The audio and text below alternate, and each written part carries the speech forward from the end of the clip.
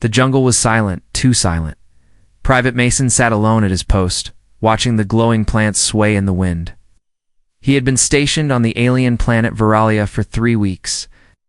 Nothing exciting ever happened here, just strange trees, odd animal sounds, and long nights filled with buzzing insects. His unit had moved on to patrol the North Zone. He was left behind to guard the supply outpost alone. He tapped his scanner screen. Still no signs of life nearby. Just him and the wind. Then it came.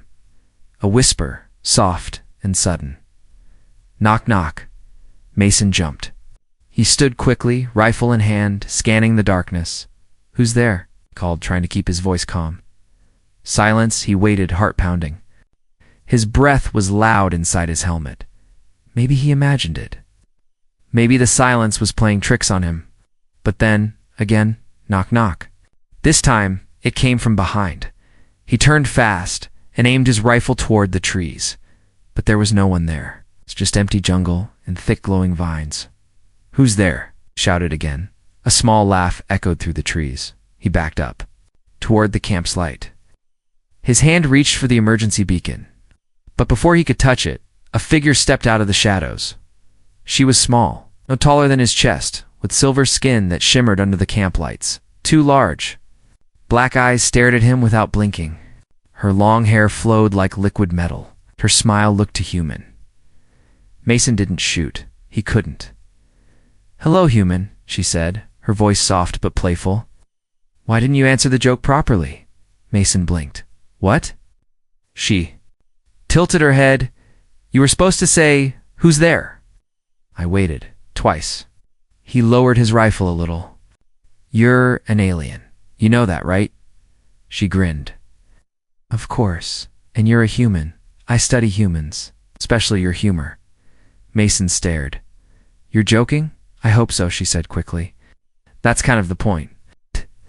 Walked forward, slow and unafraid, until she stood just outside his reach. He still didn't lower his weapon all the way. "What do you want?" "To learn," she said.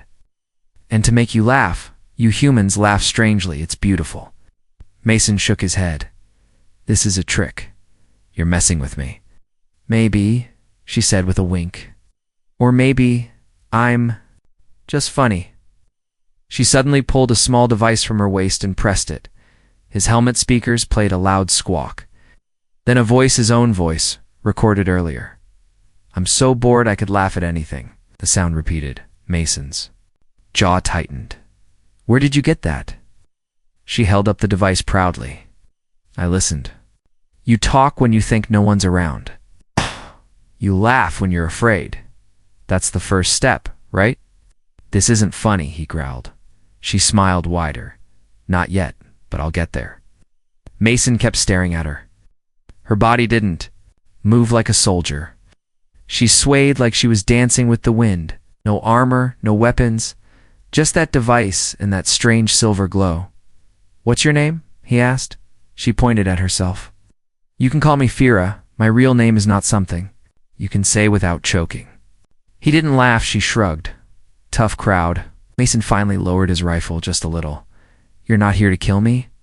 She raised both hands. No weapons, only puns. He stepped closer. "Then why now? Why here?" Fira looked. "Up at the stars? Because you were alone? And sad? And humans laugh best when they feel the worst." "I read that in one of your books." Mason blinked. "Which book?" "Something called Human Memes, Volume 27. Very educational." Mason almost smiled. Almost she caught the twitch in his lips. Aha, progress. "You think this is a science project?" he asked. She tilted her head again. "Maybe it's more than that." He stared at her silver eyes, not sure what to say. Then Fira slowly walked backward into the shadows. "Wait," Mason said, taking a step forward. She stopped and looked back. "I'll return when you're ready to laugh." And just like that, she vanished into the dark, like a shadow that had never been there. Mason stood still for a long time. Then, alone again in the camp light, he shook his head. "Knock, knock," he muttered softly to himself. From far in the jungle, the faintest echo answered. "Who's there?" And this time, Mason smiled. Mason hadn't slept since the silver-skinned alien disappeared. His mind kept playing her voice, soft, playful, and just a little too clever. He paced the camp, checking sensors again and again. The jungle was quiet, but not in a normal way. It felt like it was holding its breath, waiting. He tapped the comms panel to contact base. It buzzed. Then the screen flickered. A message appeared. Why did the human sit on his helmet? Mason froze. Another line popped up, because he wanted to cover his butt in case of danger. Mason stared. What the hell? He smacked the screen. It blinked. Twice, then played a sound clip. His own laughter. From yesterday. A perfect recording. Looped in loud, Fiera. He whispered. Was she messing with the systems? Had she hacked military tech with jokes? He rebooted the terminal. This time it worked fine. The joke vanished. Everything looked normal again, but Mason didn't feel normal. Felt like something was crawling under his skin, something he couldn't. Seabrook could almost hear, smiling. He turned on his helmet camera and began walking the perimeter. He needed proof, something to show command. Otherwise, they'd think he'd lost his mind. He reached the northern edge of the camp and stopped. There she was, sitting cross-legged on a flat rock, balancing a helmet upside down on her head like a crown. Hello again, serious human, she said. Mason didn't raise his weapon. Not this time. You hacked my systems. Fira giggled. I borrowed them, only for laughs. That's not how we do things. No wonder your wars last so long, she replied, standing. He stepped closer. What are you? She spun slowly, arms out. I'm a joke weaver. Kind doesn't use weapons. We use waves, patterns, emotions. Humor bends sound. It breaks logic. It opens minds. Is this a mind game? Isn't life one? He didn't answer. She looked around, then asked, May I show you something? Before he could say yes or no, she pressed a crystal disc against her neck. It glowed. Suddenly, Mason's helmet showed 5 red dots approaching the outposts. Enemy tech. He pulled his rifle fast. You led them here. Fira held up a hand. They're not here for you. They're here for me. Not supposed to talk to humans or share the gift. What gift? She stepped closer. Laughter. That breaks code. He blinked. That's nonsense. Is it? She raised her hand and whispered a phrase in her native language, something sharp and musical. Mason's HUD, Clidiest. He tapped his screen. Act. Scanned again. Changed frequencies. Nothing. He looked at her. What? Did you do? I made them laugh. That disables them? Scrambles emotional response systems? Many machines in this galaxy are tied to logic trees. Perfect joke introduces contradiction, makes them loop forever. That's a weapon. She looked down. No, it's a cure. My people use it only for peace. But when I used it to protect humans, they called me corrupted. Mason stepped back. They're hunting you. She nodded. You're in the way. Something buzzed above them. A small scout drone hovered between the trees, its light blinking red. Fira didn't even look at it. She simply whispered, Yo mama. The drone stopped, floated, then started spinning in circles. It beeped. Once, twice, then dropped to the ground like a stone. Mason stared. What was that? A low-level joke? Not even my best? He felt his hands tremble. Why me? He asked. Why now? Farah's eyes softened. Because I've been watching human transmissions for years. You were the only one who laughed. During a storm, while scared, alone, most species hide their joy, but not you. You let it shine even in pain. That's rare. Mason didn't know what to say. She turned and started walking toward the thick jungle. Where are you going? They'll come in numbers soon. I must keep moving. He stepped forward. Let me come with you. Fira paused. That's not your path, human. You saved me. Twice. And honestly, I think I need to laugh more. She looked back and smiled. Then follow, but know this my path is full of danger, awkward jokes, and terrible puns. I've had worse, he said, grabbing his pack. She raised an eyebrow. Really? Have you heard the one about the alien chicken that crossed a wormhole? Mason groaned. I'm already regretting this. But he smiled as he followed her into the dark trees, leaving behind the camp, the rules, and everything that made sense. For the first time in months, he laughed and it felt like survival. Farah's laughter echoed through the jungle like music made of light. Mason followed close behind, rifle at the ready, eyes scanning for danger, but none came. Instead, birds with glowing wings watched them pass, and tiny plants giggled when Fiera walked by. He wasn't even sure if plants could giggle, but around her, nothing felt normal. They stopped at a broken satellite dish covered in vines. Fiera knelt beside it and pulled out a piece of crystal tech from her bag. Let me guess, Mason said. You're going to fix that with a joke? She smiled. Not a joke. A message. She pressed the crystal into the panel, and the dish came to life with a soft hum. Lights blinked. Symbols danced across the screen. Fiera spoke gently, her voice soft and rhythmic, almost like a chant. The symbols changed shape, then froze. Mason checked his scanner. 10 enemy satellites suddenly went offline. What did you just do? He asked. I uploaded something small, she said. A knock-knock loop wrapped in a logic twist. Their satellites are too proud to ignore it. He stared at her. You just disabled part of an empire's surveillance net. With a knock-knock. Joke. Knock-knock, she whispered playfully. Who's there? Data, who? Data, you asked too many questions, she replied with a grin. Mason didn't laugh, but deep down, something cracked. She wasn't just weird, she was brilliant and dangerous in a way the galaxy had never seen before. How far does this go? He asked. How much damage can your comedy cause? Fiera stood. Smile can open a door. A laugh can shut down a war. But too much laughter at the wrong time can break everything. Before Mason could reply, her body said. She turned toward the trees.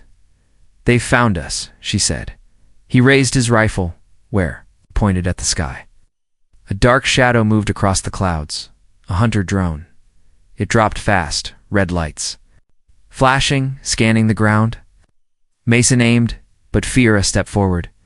Let me try, she said. Are you crazy? No, I'm hilarious. The drone focused its beam on her, ready to fire. Fiera stood tall, placed her hand over her chest, and shouted one word. Banana. The drone's lights blinked. Banana, she repeated. The drone paused. Banana, she said one last time, then slowly she smiled. Orange? You glad I didn't say banana again? The drone's processor sparked. It began spinning uncontrollably. Voice unit, stuttering system, loop, joke, error, humor, critical overload. It exploded midair without a single shot fired. Mason dropped his rifle in shock. Fiera turned to him and bowed. Thank you, I'll be here all week. Mason walked toward her, still trying to understand what he just saw. That was a kid's joke. That was a virus, she corrected, delivered with rhythm and emotion. Humor doesn't have to be clevered, just has to confuse logic. He sat down on a rock. This is insane. No, she said gently. This is evolution. He looked up at her. Your people don't see it that way, do they? She shook her head. They believe humor is too unstable. It's too dangerous. They use it in tiny doses. But I studied humans. You're not afraid of chaos? You laugh in war. You joke in pain. You even laugh when facing death. He stared into the jungle. Sometimes it's the only thing that keeps us human. Fiera knelt beside him. Then maybe that's why I came to you. Maybe you're the key to spreading this gift without fear. Suddenly, Mason's wrist pad buzzed. A message from command. Private Mason, your signal vanished for 24 hours. Report immediately. Return to base. He stared at it. Then at Fiera. I can't leave now. If they find you, they will, she said quietly. Sooner or later, but I have one more thing to show you. She opened a small compartment in her bag and pulled out a dark cube. It pulsed with light. What is that? My final test, she said. A joke strong enough to affect an entire battle network. Mason stood slowly. You want to use? It, not alone. With you. He swallowed hard. And what happens if it fails? Then we'll be very unfunny and very dead. Mason nodded. Let's make the galaxy laugh. Fira smiled wide. That's the spirit. She placed the cube on the ground. Together, they activated it. The forest went silent, then far away. The sky lit up with thousands of confused signals.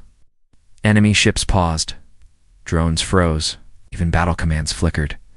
One simple signal had spread like wildfire. A single file name repeated across the stars. World's funniest joke, MP3, and just like that, war paused for the first time in a century. High above the jungle, warships began to stutter. Fleets that had once ruled entire systems now floated aimlessly in orbit. Command centers blinked with strange errors. Tactical screens displayed nonsense random words, animal memes, and something called dad jokes. Fira watched it all with calm eyes. Mason, however, was stunned. His wrist pad vibrated violently, trying to reconnect with Central Command. One message came through. Report immediately massive system malfunction, possible cyber-attic. Turn to Fira. What did you do? I told a joke, she said softly. That joke just paused a galactic war. I told you, she smiled. Laughter is power, real power. Bends reality without bullets. Mason looked up at the sky, still flashing with corrupted data. Somewhere in deep space, admirals were panicking, captains were screaming, and machines were stuck trying to understand punchlines. We should run, Mason said. Fira nodded. We can't stay in one place too long. The galaxy doesn't like being laughed at. They grabbed their gear and moved deeper into the jungle, far from satellites and sensors. They reached a hidden cave, dark and cool, filled with bioluminescent moss. There, Fira placed her hand on the wall. A hidden door opened. Mason followed her into a tunnel lit by soft green light. What is this place? He asked. My escape route, she replied. Built long ago by others like joke weavers who believed in laughter as a force of peace. Inside the cave was a round room. In the center stood a strange console with dozens of glass orbs. Each one glowed softly and hummed like it was alive. This is where I store my jokes, Fira said. Not just words frequencies, rhythms, emotional patterns. Mason approached one of the orbs. It pulsed like a heartbeat. This one, she said, pointing. It's called First Laugh. It made a six-eyed warlord break down crying because he missed his daughter's birthday. Mason raised an eyebrow. You made a warlord cry? She nodded. And he hasn't fought since. Before he could respond, an alarm rang. A red light flashed in the cave. They've found us, she said. Mason pulled out his rifle. How many? Too many, she answered. 3 ships above us. It's drop pods incoming. He stood in front of her. I'll hold them off. You escaped through the back tunnels. Fira looked at him. I know. This is where we make our stand. He frowned, with jokes. And with everything outside? The jungle trembled. Drop pods smashed into the ground. Heavy boots hit soil. Voices barked orders in alien languages. Mason took a deep breath. What's the plan? Fira held up a tiny speaker the size of a coin. You throw this at the lead officer? That's it? And say 1 lines. Just 1. Mason stared it into his ear. Mason stared at her. That's the dumbest joke I've ever heard. She grinned. Exactly. The cave shook. Enemies had arrived. Mason climbed to the surface and saw armored troops surrounding the clearing, at least 20. Drones hovered. Sniper beams danced across his armor. He stepped forward, holding the tiny speaker. The lead officer, a towering creature with burning red eyes, shouted in a deep voice, "Surrender now." Mason raised his hand. I only have one thing to say. He tossed the speaker and shouted, Your mom is so slow. She tripped over a wireless signal. The speaker exploded with sound, echoing laughter, massive, overwhelming. Ridiculous laughter that sounded like it came from 1,000 comedians at once. The troops froze. Their suits glit, Some dropped their weapons. The officer stumbled, clutching his helmet. "Make it stop!" Mason shouted over the noise. "You wanted war? She gave you a stand-up show?" Suddenly, Fira emerged from the cave, glowing brighter than before. She lifted both arms and sent out a wave of golden sound. The jungle itself began to laugh. Branches shook, vines curled. Even the wind sounded like giggles. One by one, the soldiers collapsed, not in pain, but in confusion and laughter. Their systems couldn't handle it. Their minds couldn't keep up. In less than a minute, every threat was down. Fira stepped beside Mason. He stared at the field of fallen warriors, some of them still twitching with soft chuckles. "That joke," he said, breathless. "It actually worked." She looked up at him and said, "Laugh or die." He laughed. She laughed too, and together they vanished into the forest legends now whispered in both war stories and comedy circles across the galaxy. The galactic central net was built to be unbreakable. It carried information across 1,000,000 worlds' military orders, banking systems, life support data, starship control. It had survived black holes, solar flares, and 10,000 hacking attempts, but it had never faced a joke. Fira stood inside an abandoned alien tower made of smooth crystal. The walls pulsed with energy. Massive servers lined the chamber, still connected to the central data web of the outer galaxy. Mason watched as she pressed her glowing fingers against the control panel. "Are you sure about this?" he asked. She nodded. "This one's not. Just for laughs. It's a test." "A test of what?" "Of the universe's ability to handle joy." He blinked. "That sounds insane," she smiled. "Perfect. Then it'll work." She inserted a silver cube into the tower's core at first. Nothing happened. Then slowly, the tower began to hum. Softly at first, like music forming out of silence. A single file started to upload to the galactic central net. File name, the -joke.exe. Mason leaned in. "What's in that file?" "A joke told in 177 alien languages." At once, she said, each version perfectly timed to the emotional rhythm of the listener. "And what happens when someone hears it?" "They laugh," she said, "or they break. Sometimes both." Mason didn't smile. "That doesn't sound safe." "It's not," she replied. Across the galaxy, screens blinked. A simple notification appeared. "New priority message. Subject: the joke. Play now." Some clicked it out of curiosity. Others thought it was a prank. But within seconds, it reached over 9,000 systems. The results were chaos. On one planet, military generals burst into uncontrollable laughter in the middle of a weapons drill. On another, a bank's AI started issuing payments to random customers labeled as funniest citizens. In the central hub of the Galactic Trade Council, 3 translators laughed so hard they fainted. Their leader called the moment the most dangerous piece we've ever seen. And it didn't stop. The joke spread like a virus, fast, emotional, unstoppable. Some called it a weapon, others called it art. Mason stared at the screen in the tower. As alert messages began pouring in, Sector 9 command offline. Commerce AI experiencing malfunctional laughter. Detected cultural council demands. Emergency explanation? He turned to Fira. "You've broken the galaxy." "No," she said calmly. "I've reminded it that laughter exists. They'll come for us. They're already coming." As if to prove her words, the tower shook. Outside, massive ships hovered in the sky. Black armored troopers began landing, surrounding the building. "They've sent a containment team," Mason said. "Probably with neural blockers." Fira nodded. "Then it's time for the final delivery." She stepped forward and tapped the last button on the console. Mason watched as one last file launched into the air like a digital flare. Humor_core_X. "What's that one?"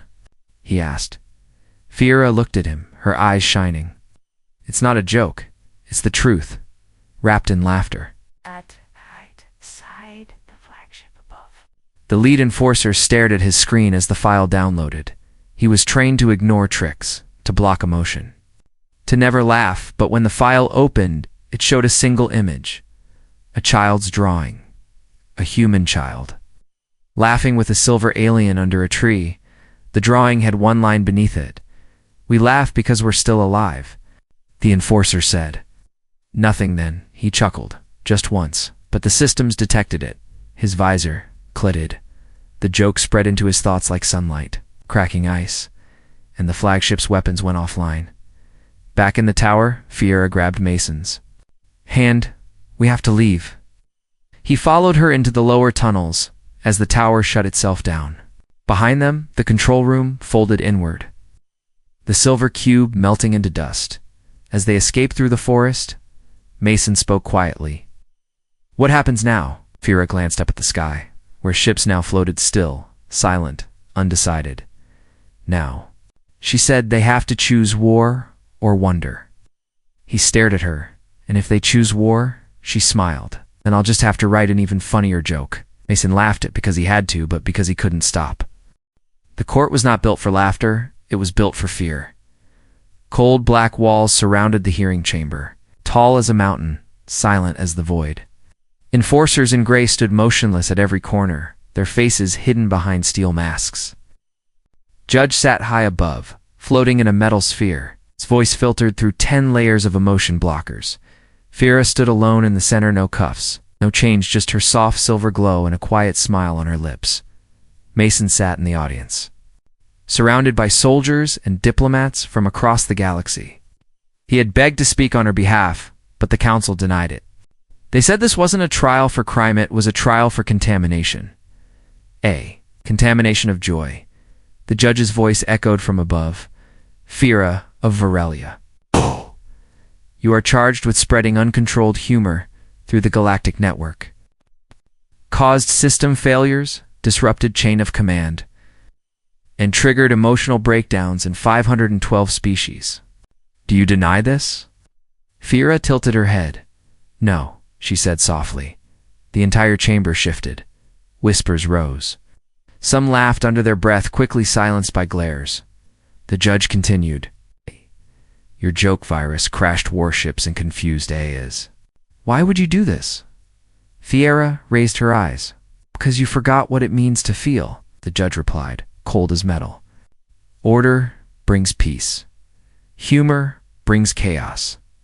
Laughter is not chaos," she said. "It's proof that we're still alive." One of the council members stood. She was from a reptilian race. Strict. Logical. "You used a child's drawing to break into our top flagship? That was not a joke. That was manipulation." Fiera smiled gently. "It wasn't manipulation. It was a memory." Another counselor growled. "You're dangerous." "I'm different," she replied. Suddenly, the judge struck his gavel digitally. Of course, and the room shook. Enough. He turned to a massive screen behind him. "We will now play Exhibit A, the joke." The lights dimmed. Mason leaned forward. He had seen this joke before, heard it, but never in a room so cold, so serious. He didn't think it would work here. The joke began. Soft music, then sounds, words in hundreds of languages, melting together into one perfect rhythm. Message was clear. We laugh not because we understand, but because we try to. No one spoke. Then came the silence. Heavy, long, until someone in the back snorted, then chuckled. Then, suddenly, laughter broke across the chamber like a wave crashing through stone. Warrior from the Ice Worlds laughed so hard, he fell from his seat. A traitor from the gas colonies wiped tears from his eyes. Even a machine delegate began repeating the punchline. "It's funny, funny, it's funny," as its voice clipped. Mason couldn't believe it. The joke had worked. Again, the judge floated. Higher, scanning the chaos below. "Control yourselves," he roared. "This is a courtroom," Fiera looked up at him. "You can punish me, but you can't unhear the laughter. It's in you now." The judge stared down at her. "You made fools of the most powerful minds in the galaxy, not fools." She said, "You were already serious. Just reminded you how to smile." Mason finally stood, breaking the rules. "She didn't bring war," he shouted. "She stopped it with a joke." How many soldiers can say that? Guards moved toward him, but the council raised their hands, halting them. The chamber fell quiet again. The judge spoke slowly. "We cannot jail someone for making us laugh, even if it terrifies us." The council began murmuring. Fira stood, calmly waiting. Then the judge made his ruling. "You are banned from sharing your jokes through the network. You may not weaponize humor again. You are released but watched." Fira bowed. "Then I'll tell my jokes the old-fashioned way," she said. The judge asked one final question. "What do you call what you've done to us?" She smiled brightly. "Stand-up evolution." And as she walked out of the courtroom, even the guards couldn't hide their smirks. Earth's largest stadium had never been this full. The skies above shimmered with ships from 100 different planets. Cameras floated in the air like fireflies. Billions watched from their screens on moons, space stations, dusty colonies, and underwater cities. In the center of the grand arena stood a single stage, and on that stage stood Fiera. She wore no armor, no translator, no shield. Just a simple outfit, soft silver fabric wrapped around her glowing form. Her hair flowed like starlight. Her eyes scanned the crowd, human and alien alike, waiting in silence. Mason stood backstage, heart pounding. He had protected her through jungles, trials, and warships, but this moment scared him more than all of them, because now the galaxy wasn't trying to kill her. It was listening. Fira tapped her mic. Nothing. She tapped it again. Still silence. Then she leaned forward and said, "Is this thing on? Or did someone plug it into a potato?" The mic crackled. Someone in the crowd laughed. Just one voice, then another. She smiled. Fira raised both hands and began to speak, not in jokes, not in puns, but in a soft, steady rhythm. "I came from a place where laughter was forbidden, my people. Believed joy was weakness, that emotion was dangerous. So I studied you humans. I watched how you laughed through grief, joked during danger, and smiled in the face of the impossible." She paused. "You made jokes in foxholes, in hospitals, in prison cells." Murmurs filled the arena. Humans laugh when they win, but they also laugh when they lose. That's not weakness, it's strength. She lifted a small glowing device and tossed it into the air. A hologram appeared of a child's drawing. A human child, a silver alien girl, under a tree, holding hands, both smiling. On the screen, the same words again: "We laugh because we're still alive." Then the lights dimmed and the real show began. Fiera told them stories of how she once made an angry battle droid tell knock-knock. Jokes to a tank until both overheated and shut down. Of how she used a pun to break into a prison cell and rescue a human soldier by making the guards too confused to move. Of how one simple joke crashed an entire fleet because the ship's targeting systems couldn't stop repeating banana. The audience erupted with laughter. Even the hardened warriors, stiff diplomats, and the AI delegates let out sounds no one expected. Giggles, snorts, even clapping. Mason watched from behind the curtains, amazed. She wasn't just making them laugh, she was healing them. Then came the final joke, the one she had written for this night. For Earth, for Mason. She stood quiet for a moment, let the silence build, then asked, "Why did the human take an alien on a date to a volcano?" Number one answered. She grinned, because he heard she liked things that were hot and explosive. The entire stadium burst into laughter. Even Mason covered his face, shaking his head but smiling. And Fira pointed at him from the stage. "And you say I'm not funny, human?" The crowd roared. She bowed. Later that night, on the quiet rooftop of the embassy, Mason sat beside her. Stars stretched across the sky. "You really did it," he said. "I just told the truth," she replied. "No, you changed everything. You made laughter stronger than weapons." She leaned on his shoulder. "You gave me the courage?" He looked at her. "What now? Go back to your people." She shook her head. They watched the show. Some laughed. Some cried. they said. I'm no longer one of them. Mason's jaw tightened. Then stay.